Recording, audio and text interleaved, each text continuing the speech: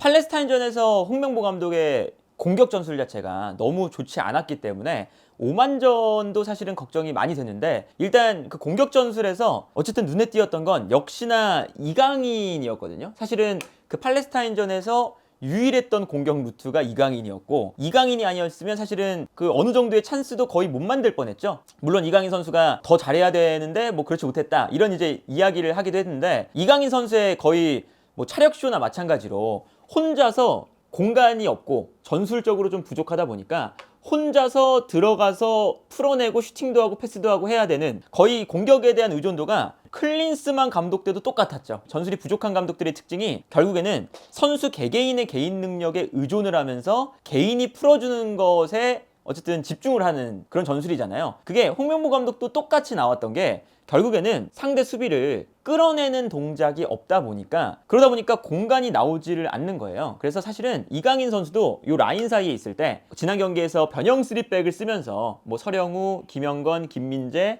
황문기가 올라가는 이런 전형이었잖아요. 근데 여기서 어쨌든 후방에서 안쪽으로 넣어주는 선수들이 황인범이라던가 아니면 올라오는 김영건, 김민재, 이런 선수들이었습니다. 뭐 정우영도 있고요. 근데 요 라인에서 안으로 넣어줘야 되는데 공간이 없는 거예요. 그러니까 이강인도 이 안에서 볼을 잡아야 되는데 후방에서 앞쪽으로 이강인에게 볼을 줄 수 있을 만한 상황이 만들어지질 않았죠. 그래서 결국에는 이강인이 볼을 받으러 내려오는 장면이 많이 나왔었고, 손흥민 선수의 경우에는 그래도 수비 라인 안이 아니라 바깥에서 측면에 있기 때문에 그래도 비교적 나은 상황이었어요. 근데 손흥민한테 볼이 가면 상대가 앞쪽에서 일단 또 공간이 매우 좁으니까 여기서 손흥민이 패스를 줄 수 있거나 아니면 돌파를 여기서 무리하게 하면 당연히 둘러싸이면서 뺏기니까 손흥민 혼자서 또 할 수가 없는 상황이라서 다시 백패스를 하거나, 이강인도 그렇고 손흥민도 그렇고 할 수 있는 것 자체가 거의 없었거든요. 그래서 예를 들면 이제 이런 장면이죠. 이 장면을 보면 중앙 지역에서 팔레스타인이 좁은 수비 공간을 만들고 있는데, 여기서 이강인 선수가 볼을 잡을 수 있는 공간이 굉장히 좁습니다. 그러다 보니까 이강인에게 볼이 갔을 때 이강인에게 수비가 달라붙어서 아주 어려운 상황이 만들어져요. 근데 여기서 이강인이 수비가 둘러싸는 상황에서도 돌아서는 데 성공을 합니다. 이 장면만 봐도 사실 수비가 하나, 둘, 세 명이 붙고 있죠. 근데 여기서 볼을 어떻게든 지켜내서 상대 수비가 한쪽에 쏠려 있을 때 방향 전환 패스를 하게 돼요. 그럼 이 반대편에 넓은 공간에 손흥민 선수가 있는 거죠. 근데 여기서도 이강인 선수가 너무 좁은 공간에서 빨리 볼을 처리해야 되다 보니까 약간 패스가 길긴 했습니다. 근데 이런 장면이 거의 유일한 공간을 만드는 장면이었어요. 그래서 이런 모습도 나왔죠. 이 장면도 보면 이강인이 이 라인 사이에 있어야 이강인이 패스를 받아서 패스를 가운데서 찔러주는, 이게 이제 아무래도 이강인의 최적의 위치인 건데, 이강인이 볼이 안 오니까 뒤로 빠집니다. 빠져서 상대 수비 라인 바깥에 위치를 하죠. 그리고 여기서 이제 이강인이니까 가능한 또 패스가 들어가는 건데, 뛰어 들어가는 오세훈에게 한 번에 찔러주는 로빙 스루 패스, 이게 들어가면서 이강인이 한 번의 패스, 오세훈의 헤더, 결정적인 슈팅이 나왔었죠. 이런 장면을 근데 계속 나왔어요. 이 장면도 보시면 이강인이 내려와서 볼을 잡은 다음에 반대편으로 쭉 패스를 넣어줍니다. 그리고 반대편에 뛰어 들어가는 손흥민에게 완벽한 오픈 찬스가 나오죠. 여기서 이제 손흥민 선수가 1대1 찬스에서 이제 1대1 찬스를 놓치긴 했지만, 여기서도 결국엔 이강인의 뭐 원맨쇼로 만든 찬스고, 이 장면도 마찬가지죠. 이 장면도 패스가 안 오니까 요 라인 사이에서 이강인이 볼을 잡지 못하고 뒤로 나와 있습니다. 나와 있다가 후방에서 볼을 가지고 있다가 뛰어 들어가는 손흥민에게 또다시 로빙 스루 패스, 이것도 결정적인 찬스가 되면서 이강인의 한방, 손흥민의 침투, 1대1 찬스. 물론 이것도 이제 손흥민 선수가 놓치긴 했지만, 이런 장면이 사실 거의 이강인 의존 축구에 가까웠었거든요. 그래서 마지막에는 이제 어떤 장면이 나왔었냐면, 공간이 없으니까 이강인이 볼을 끌고 들어가는데 주고받을 선수라던가 만들어지는 패턴이 없으니까 그냥 이 좁은 공간 사이로 본인이 직접 볼을 끌고 가죠. 직접 볼을 끌고 가면서 여기서도 쭉 밀고 들어가다가 정말 공간이 없지만 황인범과 2대1 패스를 주고받아요. 이 한 5명 정도의 사이를 패스를 주고받으면서 여기서 혼자 뚫고 나옵니다. 그래서 가까스로 모든 선수를 뚫고 나와서 슈팅까지. 이게 사실은 뭐 이강인 선수가 정말 좋은 능력을 가지고 이 좁은 공간 사이에서도 3명, 4명, 5명을 제쳐내면서 돌파가 된다. 이거에 박수를 쳐줄 수가 있지만 이강인이 아니면 우리가 아무런 공격 찬스도 못 만든다. 그리고 이강인도 심지어 이 좁은 공간에서 어렵게 플레이를 하면서 4, 5명을 제끼는 플레이가 나와야만 우리가 찬스가 나온다. 라는 건 이제 문제가 있는 거거든요. 이강인이 이렇게 둘러싸이기 전에 수비를 끌어내면서 이강인이 더 좋은 위치에서 볼을 받을 수 있게 만들고, 그러면 이강인이 더 좋은 공격 찬스, 더 좋은 결정력을 보여줄 수가 있는 장면이 나오는 거잖아요. 그리고 사실은 뭐 이강인에게 공간을 만들어주는 것뿐만 아니라 이런 이강인의 개인 능력을 제외하면 상대 수비를 끌어내는 플레이가 전혀 없었거든요. 그리고 공간이 있을 때도 뭔가 우리가 갇혀져 있는 패턴 자체가 없었어요. 예를 들면 이런 장면이죠.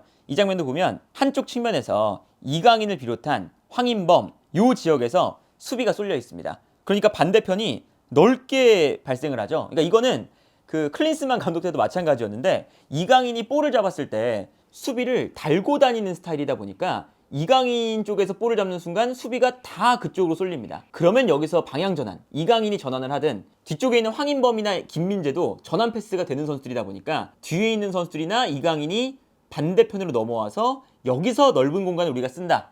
이게 이강인의 정말 순수한 개인 기량을 활용해서 우리가 얻을 수 있는 가장 큰 이점이거든요. 근데 이 이점을 활용하려면 이 넓은 공간에서 우리가 주고받을 수 있는 패턴, 마무리가 되는 패턴을 가지고 있어야 되는데 이 장면을 보면 수비가 일단 한쪽에 모두 쏠려 있습니다. 이강인 쪽에. 그리고 여기서 방향 전환 패스가 나와요, 분명히. 그러면 올라오는 서령우에게 일단 넓은 공간이 있습니다. 근데 여기서 서령우 선수가 볼을 잡아서 끌고 올라가는데 서령우와 손흥민 두 명의 선수가 넓은 공간에서 사실상은 2대1에 가까운 상황이죠. 근데 여기서 끌고 갔을 때 먼저 손흥민에게 패스를 줍니다. 근데 서령우 선수가 패스 주고 그 다음 동작이 없어요. 그리고 손흥민이 볼을 잡았을 때 수비가 끌려 나오고 있죠. 수비가 끌려 나와 있으니까 이 넓은 공간이 있기 때문에 이 공간을 뭐 서령우가 패스를 준 다음에 뛰어 들어간다거나 아니면 가운데 있던 선수가 이 공간으로 뛰어 나온다거나 하면서 분명히 이 공간을 써야 되는데 아무도 이 공간을 쓰지 못하고 있습니다.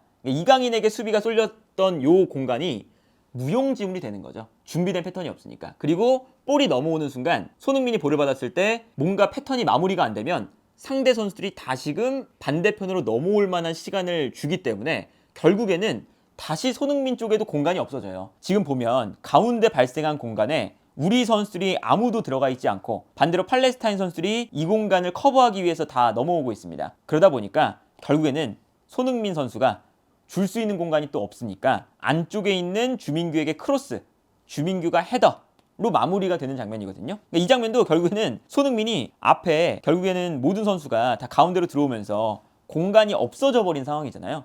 그리고 뒤에 이제 선수들이 다 몰려있는 상황이다 보니까 어떻게든 그냥 안쪽으로 우겨 넣는 걸 선택을 한 거죠. 그리고 심지어 주민규 선수가 안쪽에서 홀로 4명의 수비수들을 상대하고 있습니다. 이것도 크로스를 올렸을 때 갇혀져 있는 플레이가 없다는 거죠. 안쪽에 다른 선수들이 뛰어 들어가면서 수비를 좀 분산시켜 놔야 주민규도 헤더하기가 편하고 한 명의 선수와만 싸울 수 있고 제공권 싸움에 우위를 가져갈 수 있는 게 결국에는 수비수들을 주민규도 2명, 3명이 아니라 한 명의 선수를 상대해야 우위를 가져갈 수가 있잖아요. 근데 그런 패턴조차 없었다. 이 장면이 근데 또 반복이 돼요. 이 장면도 보시면 이번에는 이재성이 측면으로 돌아뛰고 있고 손흥민이 가운데로 들어가 있습니다. 그리고 서령우 선수가 볼을 끌고 올라오는 장면인데 여기서 손흥민은 손흥민대로 박스 안으로 들어가고 있고 그리고 이재성은 이재성대로 측면으로 움직이고 있습니다. 서령우 선수는 올라오고 있고요.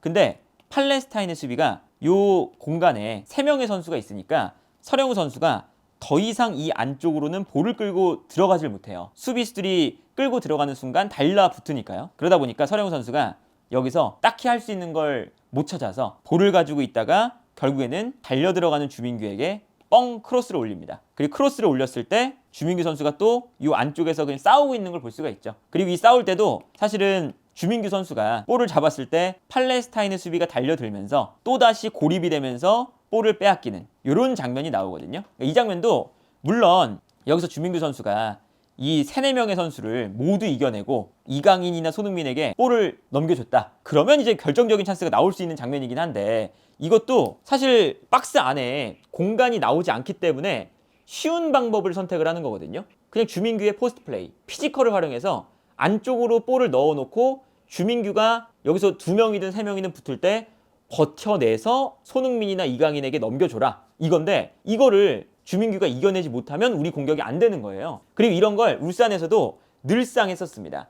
예를 들면 아까 이 공간이 없을 때 없을 때 개인 능력으로 이제 이거를 무너뜨리는 선수, 우리 대표팀에서는 팔레스타인전 이강인이었지만 울산에서는 바코 같은 그 아주 현란한 드리블러가 막 혼자서 이 좁은 공간 휘젓고 다니면서 득점을 만드는 그럴 때도 있었고, 주민규 선수도 요 가운데 지역에서 K리그에서도 마찬가지입니다. 박스 안으로 넣어주고 주민규가 2명, 3명을 끌어줄 때 개인 능력으로 이겨낸 다음에 달려들어오는 선수에게 리턴 패스. 이게 사실은 홍명보 감독의 그 주된 사실은 선수들의 의존하는 축구의 전술이었어요. 수비를 끌어내지 못하니까 결국에는 주민규, 이강인, 뭐 손흥민 이런 팀에 있는 개인 능력이 출중한 선수들을 그냥 의존을 하게 되는 거죠. 그리고 이러다가 안 되면 결국에는 울산에서는 주민규, 마틴아담, 투톱, 그 다음에 크로스, 그냥 박스 안에 키가 큰 선수들을 넣어놓고 힘이 좋은 선수들 넣어놓고 단순하게 붙여주는 이런 축구였으니까, 우리가 팔레스타인전에 그 답답한 경기력이 나왔던 게 그냥 우연히 나온 게 아니라, 그래서 그날만 우리 선수들이 컨디션이 안 좋아서 나온 게 아니라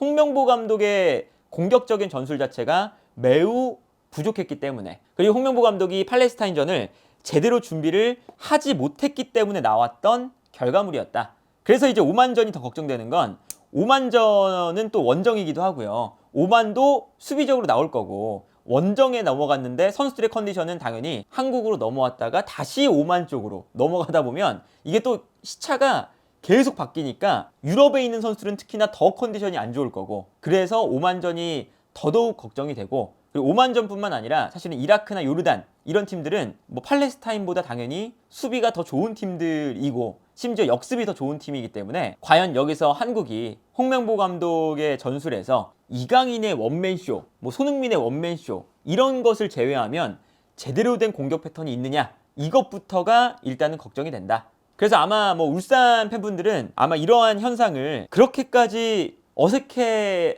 하시진 않겠죠. 아마 울산에서도 이런 축구를 늘 보여주면서 답답하지만 마지막에 정말 선수들의 개인 그냥 능력, 뭐 주민규 한 방, 마티나담 한 방, 바코 한 방, 이청용 뭐 한 방, 패스 한 방, 뭐 이런 걸로 이제 이겼었기 때문에 아마 울산 팬분들에게는 매우 익숙한 장면일 텐데, 우리 국가대표팀에도 이러한 흐름이 나오기 전에 뭔가 홍명보 감독이 전술적으로 빨리 뭐 수정을 하던가, 아니면 이제 수석 코치들이 빨리 도움을 주던가, 무언가 큰 변화가 있지 않는 이상은 홍명보 감독 체제에서 이런 답답한 경기가 계속되지 않을까 싶네요.